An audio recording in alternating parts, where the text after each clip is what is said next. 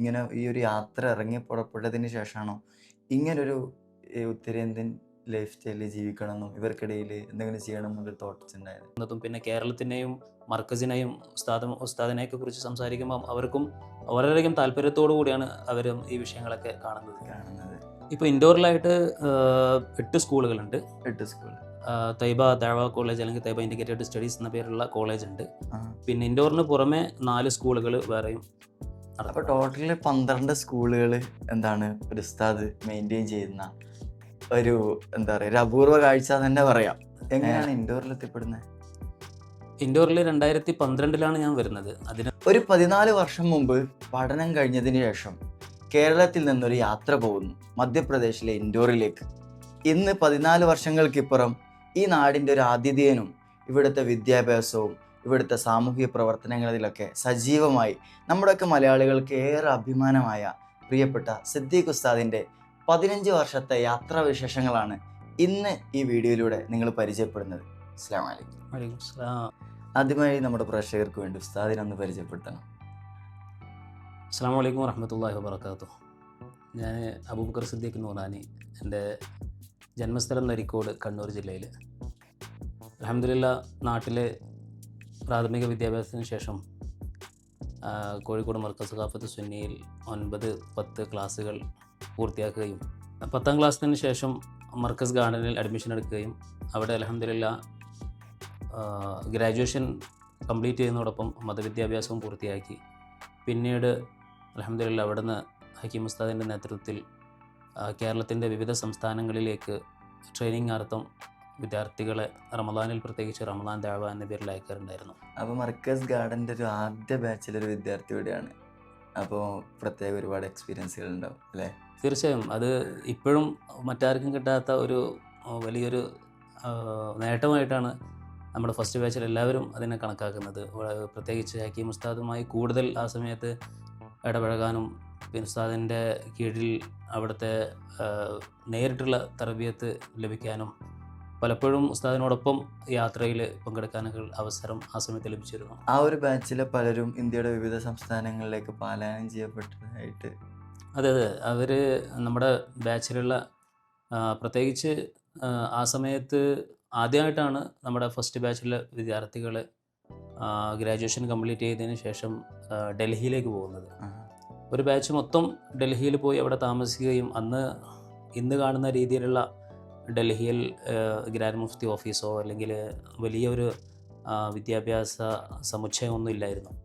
പരിമിതമായ സൗകര്യത്തിൽ നിന്നുകൊണ്ട് തന്നെ അൽഹംദുലില്ലാ എല്ലാവരും അവിടെ പഠിക്കുകയും അതിനുശേഷം ആ ബാച്ചിലുള്ള പല ആളുകളും ഇന്ന് നോർത്ത് ഇന്ത്യയിൽ പ്രത്യേകിച്ച് ഗുജറാത്തിലാണെങ്കിലും കർണാടകയിലാണെങ്കിലും മഹാരാഷ്ട്രയിലാണെങ്കിലും വെസ്റ്റ് ബംഗാളിലാണെങ്കിലും പിന്നെ അതുപോലെ ഉത്തരേന്ത്യയിലെ വിവിധ ഭാഗങ്ങളിലും അതുപോലെ ഇൻ്റർനാഷണൽ മറ്റ് രാഷ്ട്രങ്ങളിൽ വരെ ഇപ്പോഴും നമ്മുടെ ബാച്ചിലുള്ള ആളുകൾ ഈ ദഅവ സാംസ്കാരിക വിദ്യാഭ്യാസ പ്രവർത്തനങ്ങളിൽ നേതൃത്വം നൽകുന്നുണ്ട്.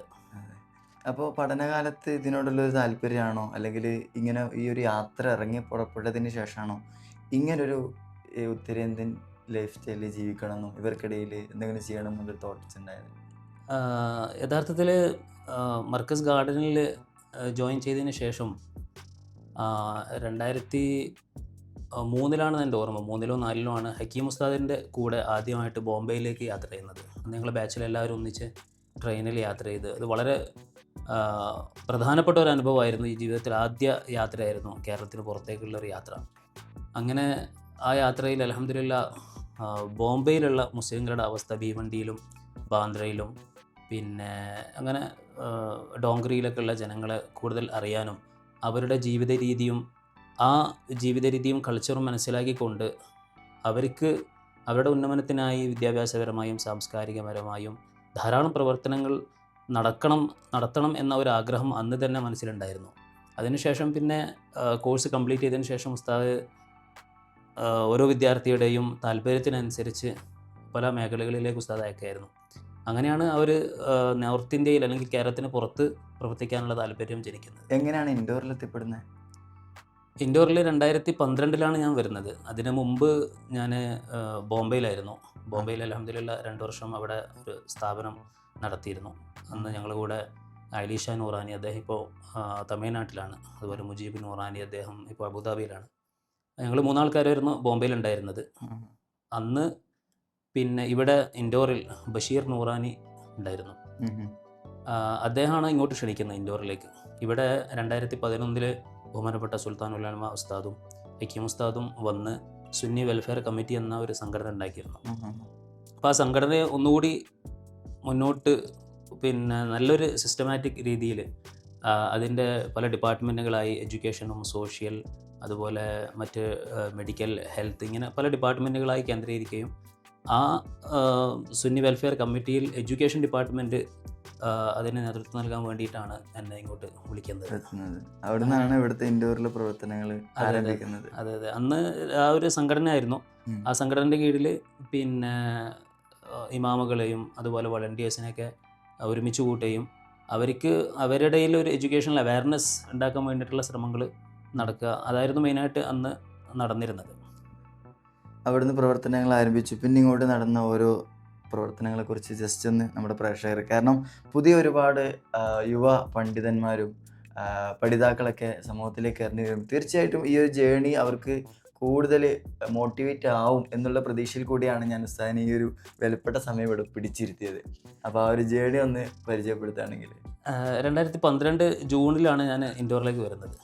അപ്പോൾ ആ സമയത്ത് ആ സുന്നി വെൽഫെയർ കമ്മിറ്റി എന്ന സംഘടന അല്ലാതെ വേറെ നമുക്ക് മർക്കസിൻ്റെ കീഴിൽ അല്ലെങ്കിൽ മറ്റ് ഇത്തരം സംവിധാനങ്ങളോ അല്ലെങ്കിൽ സ്ഥാപനങ്ങളോ ഇല്ലായിരുന്നു ഇന്ന് കാണുന്ന രീതിയിൽ, അൽഹംദുലില്ലാ. അപ്പോൾ അന്ന് ആദ്യമായിട്ടാണ് 2014 ഒരു സ്ഥാപനം ഉണ്ടാക്കുകയും അവിടെ ഒരു ബിൽഡിങ്ങിൽ തന്നെ 3 പ്രൊജക്റ്റുകളെന്ന് ഒന്നിച്ച് നമ്മൾ ആരംഭിച്ചിരുന്നു. Taiba college of integrated studies, Taiba public school, അതുപോലെ തൈബ മദനി ഹോസ്റ്റൽ എന്ന പേരിൽ യതീം കുട്ടികൾക്കുള്ള ഒരു ഓർഫൻ കുട്ടികൾക്കുള്ള ഒരു സ്ഥാപനം. ഒരു ബിൽഡിങ്ങിൽ തന്നെ 3 സ്ഥാപനങ്ങളെന്ന് നടത്തിയിരുന്നു.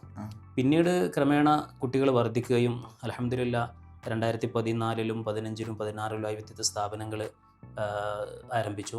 ഇപ്പോൾ അൽഹംദുലില്ലാ 3 സ്കൂളുകൾ, എക്കണോമിക് സ്കൂളുകളുണ്ട്.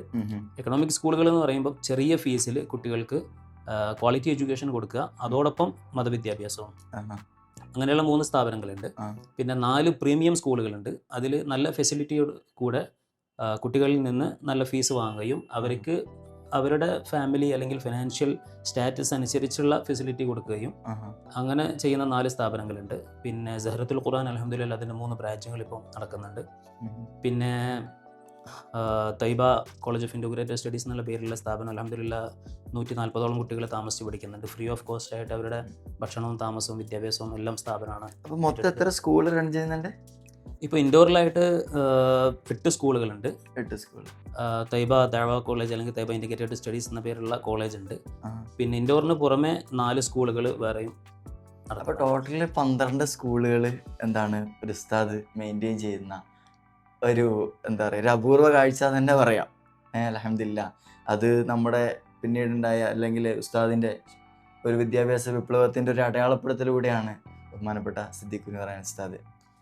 ഈ സ്ഥാപനത്തിനോടൊപ്പം തന്നെ നമുക്ക് അൽഹംദുലില്ലാ ഈ വർഷം കുട്ടികൾക്കുള്ള പ്ലെയിൻ ഹോസ്റ്റൽ ആരംഭിച്ചു. ബോയ്സ് ഹോസ്റ്റൽ അതുപോലെ ഗേൾസ് ഹോസ്റ്റൽ.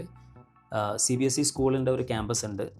അതിൻ്റെ മെയിനായിട്ട് നമ്മൾ ഇൻഡോറിനെ കുറിച്ച് പറയുമ്പം സ്വാഭാവികമായിട്ടും ഇവിടെയുള്ള പാക്കിസ എജു ഗ്രൂപ്പ് അവരാണ് നമുക്ക് ലോക്കൽ സപ്പോർട്ട് ചെയ്യുന്നതും മർക്കസിൻ്റെ പ്രവർത്തനങ്ങളെ മനസ്സിലാക്കി ഇവിടെ മർക്കസിനെ പരിചയപ്പെടുത്തുകയും മർക്കസുമായി നന്നായി കൊളാബറേറ്റ് ചെയ്തുകൊണ്ട് ഇത്തരം സ്ഥാപനങ്ങൾക്ക് നേതൃത്വം നൽകി അതിനെ പിന്നെ എല്ലാ രീതിയിലും സപ്പോർട്ട് ചെയ്യുന്ന ബഹുമാനപ്പെട്ട ഹാജി മക്സൂദ് ഹുസൈൻ സാഹബ്, അവരും അദ്ദേഹത്തിൻ്റെ ഫാമിലിയുമാണ് നമുക്കിവിടെ പ്രധാനമായിട്ടും സപ്പോർട്ട് ചെയ്യുന്നത്.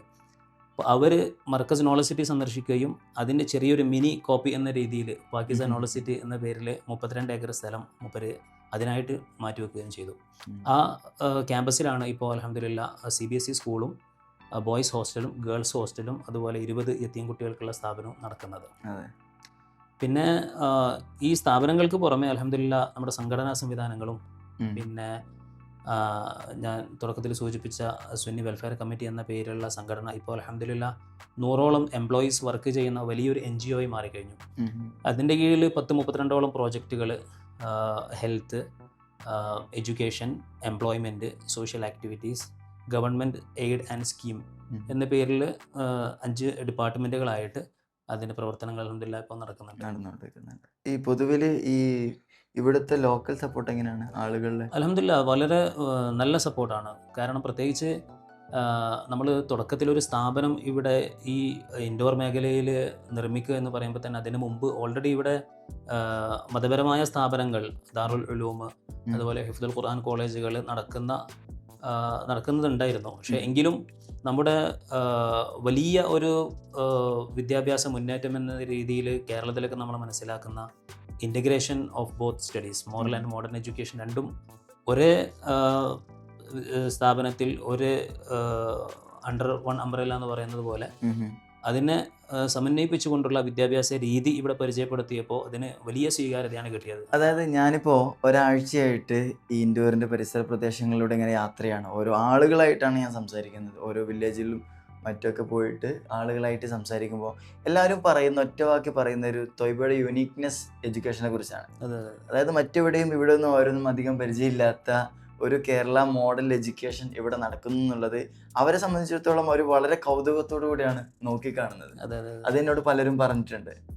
തീർച്ചയായും അത് വലിയൊരു വിജയമാണ്. കാരണം ഇപ്പോഴും അൽഹംദുലില്ലാഹ് ഓരോ വർഷവും നമ്മുടെ അഡ്മിഷൻ ഓപ്പൺ ആകുന്ന സമയത്ത് 500-600 കുട്ടികൾ എൻട്രൻസ് എക്സാം എഴുതാൻ വേണ്ടി വരുന്നുണ്ട്. നമുക്ക് സ്ഥലപരിമിതി മൂലം ഒരു വർഷം 30 കുട്ടികൾ എടുക്കാൻ പറ്റുന്നു എന്നത് ഒരു യാഥാർത്ഥ്യമാണെങ്കിൽ തന്നെയും അതിൻ്റെ ആവശ്യകതയാണ് അത് സൂചിപ്പിക്കുന്നത്. അതുപോലെ അതിൻ്റെ സ്വീകാര്യതയാണ് നമുക്ക് മനസ്സിലാക്കാൻ പറ്റുന്നത്. അതോടൊപ്പം അൽഹംദുലില്ലാഹ് നമ്മുടെ ഈ തൈബ ഇൻ്റഗ്രേറ്റഡ് കോളേജിൽ നിന്ന് പുറത്തിറങ്ങിയ കുട്ടികൾ ഇപ്പോൾ സമൂഹത്തിൽ വ്യത്യസ്ത മേഖലയിൽ അവരുടെ ഹയർ എഡ്യൂക്കേഷൻ ഇപ്പോൾ പലരും അൽഹംദുലില്ലാഹ് ഈ മതവിദ്യാഭ്യാസത്തോടൊപ്പം LLB കഴിഞ്ഞു, പിന്നെ MCOM, MTech, അതുപോലെ നെറ്റ് JRF ഒക്കെ കംപ്ലീറ്റ് ചെയ്തു, പിന്നെ PhD ചെയ്യാനൊക്കെ പോകുന്ന കുട്ടികളുണ്ട്. അതൊക്കെ ഇവർക്കിടയിൽ കേരളത്തിലൊരു പുതുമ അല്ലെങ്കിലും ഇവർക്കിടയിൽ വലിയൊരു പുതുമയോടെയാണ്, ഒരു അത്ഭുതത്തോടെയാണ് അത് വീക്ഷിക്കുന്നത്. അപ്പോൾ അതുകൊണ്ട് തന്നെ അത്തരം മാറ്റങ്ങൾ സമൂഹത്തിൽ ഉണ്ടാകുമ്പം എല്ലാവരും നല്ല ഒരു പ്രത്യേകിച്ച് ഒരു അഭിനന്ദനാർഹമായ നേട്ടമായിട്ടാണ് മനസ്സിലാക്കുന്നതും. പിന്നെ കേരളത്തിനെയും മർക്കസിനെയും ഉസ്താദിനെയൊക്കെ കുറിച്ച് സംസാരിക്കുമ്പം അവർക്കും വളരെയധികം താല്പര്യത്തോടു കൂടിയാണ് അവരും ഈ വിഷയങ്ങളൊക്കെ കാണുന്നത്. പിന്നെ കേരളത്തിനെയും മർക്കസിനെയും ഉസ്താദിനെയൊക്കെ കുറിച്ച് സംസാരിക്കുമ്പം അവർക്കും വളരെയധികം താല്പര്യത്തോടു കൂടിയാണ് അവരും ഈ വിഷയങ്ങളൊക്കെ കാണുന്നത്.